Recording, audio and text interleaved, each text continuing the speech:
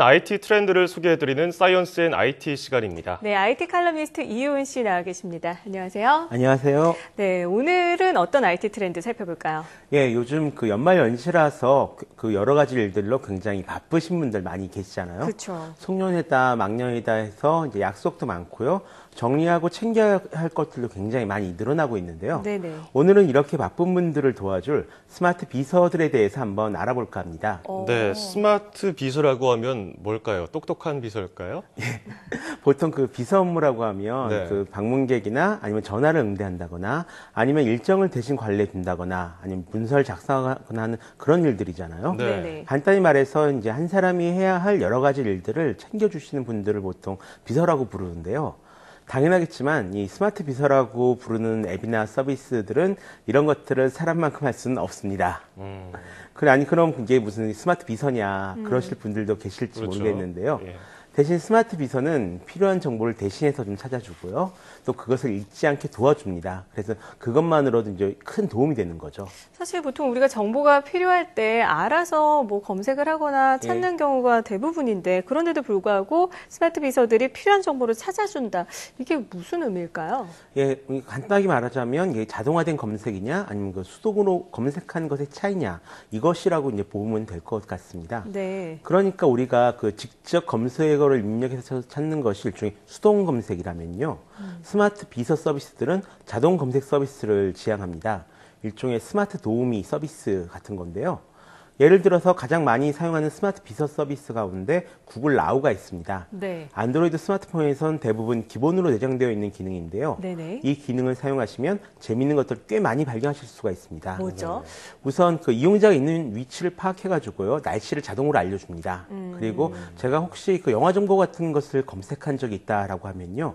근처에 있는 영화관에서 어떤 영화를 몇 시에 상영하는지를 저걸 한번 딱 누르면 바로 알려줍니다. 네. 또 제가 자주 가는 곳이 있다라고 하면은 지금 있는 곳에서 그곳까지 몇 시간이 걸리는지 어떻게 하면 갈 수 있는지를 역시 또 자동으로 보여주기도 하고요. 네네네. 프로야구 시즌에는 제가 응원하는 팀의 경기 결과도 좀 자동으로 알려주면서 또 제가 자주 가는 블로그에 새로운 글이 올라오면은 또 알려주기도 합니다.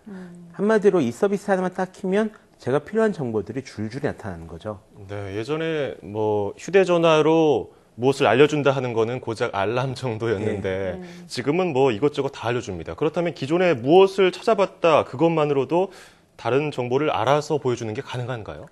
예, 그동안 구글이 어떤 검색 서비스를 하면서 쌓은 노하우가 굉장히 많이 쌓였기 때문인데요. 네네. 나쁘게 보면은 구글 서비스를 사용하면서 구글이 내 개인 정보를 분석하고 있다 이렇게 볼 수도 있을 것 같습니다. 네. 하지만 이용자들이 평소에 입력했던 검색어나 위치 정보, 지메일이나 구글 캘린더 등의 앱에 등록한 정보를 이용해서 이 이용자가 필요한 정보를 자동으로 파악해내는 것이 이제 핵심이거든요. 네.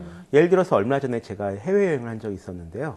그런데 해외에서 스마트폰을 이용하려고 이 구글 나우를 딱 키니까 오늘부터 어디서 숙박할 예정입니다. 이렇게 뜨고요. 이렇게 제가 예약해 놓은 호텔 정보가 바로 뜹니다. 네. 그리고 거기서 경로 안내 버튼을 딱 누르면 제가 있는 자리에서 그 호텔까지 가는 길이 자동으로 지도에 딱 안내가 되더라고요. 네네. 이런 것들이 대체 어떻게 가능하지 하고서 한번 찾아봤더니 제가 이제 지메일로 받은 호텔 숙박 예약 확인서를 자동으로 분석을 해가지고요. 숙박 일정을 자기가 알아서 확인을 하고 네. 구글 맵에 등록된 그 호텔 정보를 이용해서 제가 있는 곳에서 그 호텔까지 경로를 안내해 주는 것이었습니다. 네. 처음에는 굉장히 좀 당황스럽긴 했었는데요. 네네. 상당히 편리하긴 하더라고요. 사실 들으면서도 약간 당황스럽긴 해요. 네. 내가 앞으로 할 모든 일을 알고 있다는 것 자체가 약간 꺼림칙하긴 한데 그래도 어느 정도 편리하긴 하겠지만 이게 어떻게 좀 조절이 돼야 될까 이런 부분 생각을 해보게 되고요. 그렇다면 다른 스마트 비서 서비스는 또 어떤 것들이 있을까요? 예, 이런 스마트폰 서비스 아니더라도 스마트 비서 서비스는 좀 여러 가지 형태로 나와 있는데요. 일단 지난 11월 미국 아마존에서는 아마존 에코라는 음성 인식 기기를 내놨습니다. 원통형으로 된 스마트 기기인데요. 네. 음성으로 뭔가를 물어보거나 명령을 하면 그에 응답해서 음성으로 대답을 내놓습니다. 형식적으로만 따지자면 기존에 출시된 애플의 시리 같은 음성 인식 서비스랑 거의 같은 형태인데요. 네. 이 제품의 다른 점이라면 다른 음성 인식 서비스들과는 다르게 이제 공간 기반적인 스마트 비서라는 겁니다.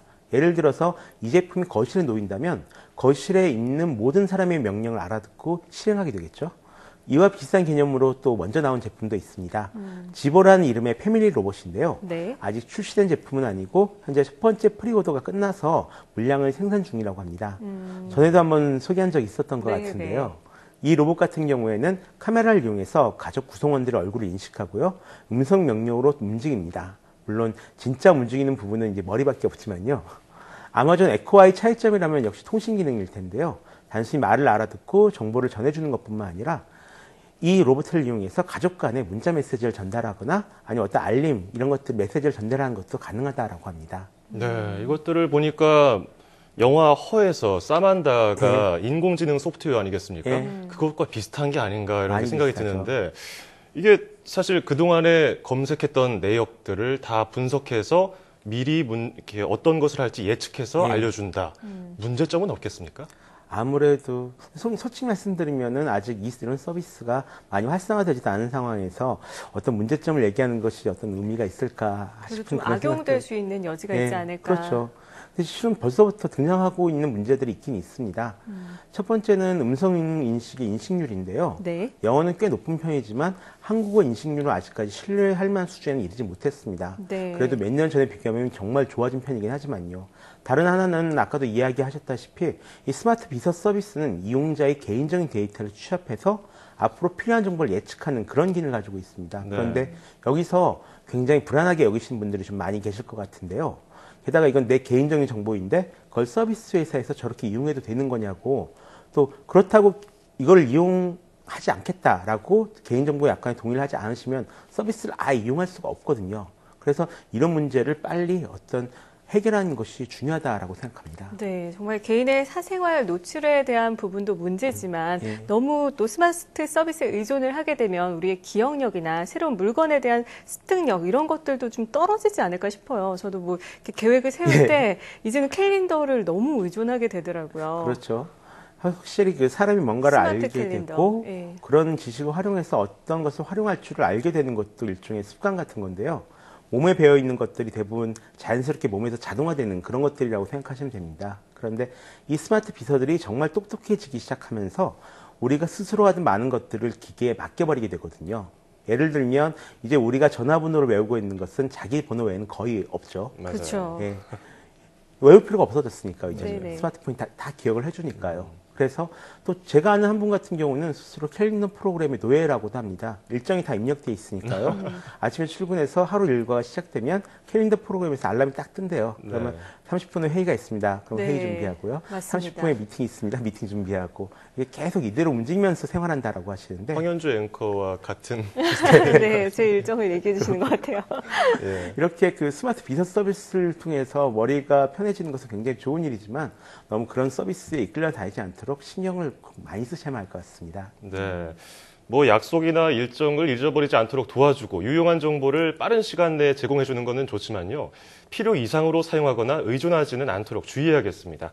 지금까지 IT 칼럼니스트 이호은 씨와 함께 스마트 비서에 대해 알아봤습니다. 고맙습니다. 고맙습니다.